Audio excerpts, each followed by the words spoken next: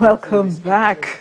Welcome back to Post-CHOGM 2018, the review.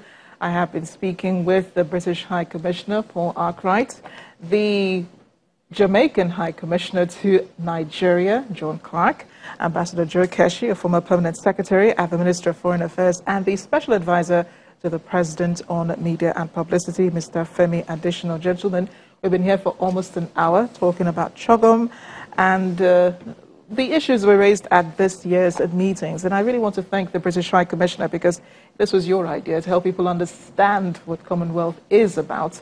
I mean, we only know that a meeting holds once every 2 years. Some people don't really understand what CHOGM is about and where CHOGM is headed. So let's begin with the future now. Or let's conclude with the future of CHOGM. We heard from the future leader of CHOGM earlier, just before, during the break. What should we be expecting? What should we be looking up to for CHOGM in the future? Well, perhaps the first place to start is the communique. So when it's often the case of these big international meetings, leaders gather, they sign a document, they make commitments, and then those documents are put on the shelf and some leaders forget about those commitments or don't follow up. After every CHOGM, the country that has hosted that CHOGM is then the chair of the Commonwealth, in effect, what we call chairman in office for 2 years.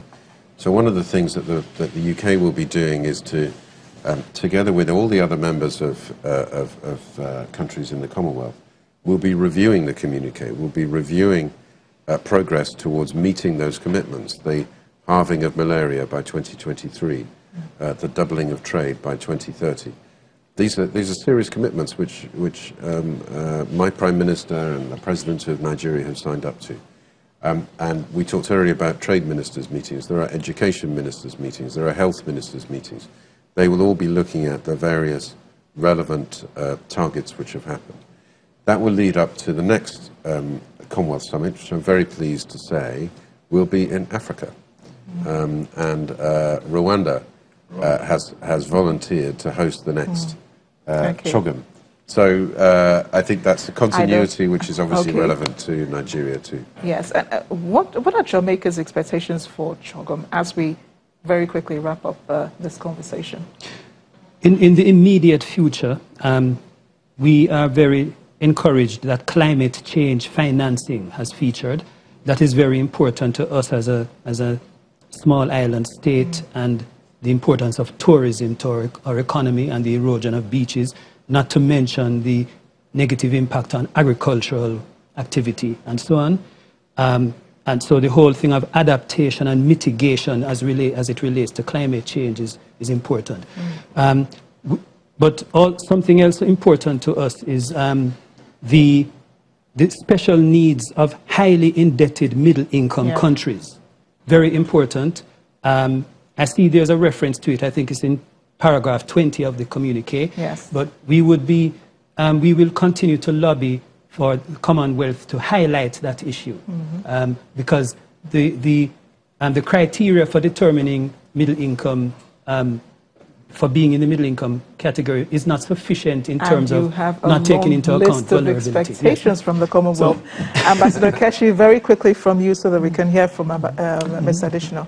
I'll go back to where I started from to say that, you know, many of us got to know the Commonwealth through what the Commonwealth did, especially in the areas of education and the rest.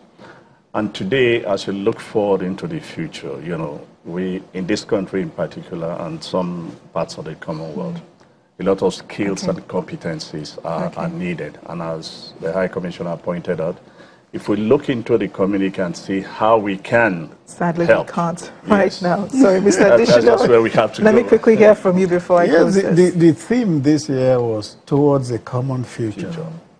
Nigeria is part of the future, and the issues that are Nigerian were discussed at the Commonwealth. It was very good. Well, thank you, gentlemen, for participating in this conversation. the British High Commissioner, Ambassador Paul ARKWRIGHT. I keep calling you Ambassador. I know that's not your title yet, but I know your next assignment, you're going to be an ambassador. Mr. John Clarke, thank you so much for being here. Ambassador Keshi, always a pleasure. And Mr. Femi Adesina, thank you. Thank you so much. And thank you at home for sharing your thoughts with us. We hope you've enjoyed today's conversation. Post CHOGM 2018, the review. Well, the conversation continues on social media. Thank you for watching. I am Amarachi Ubani. Goodbye. Thank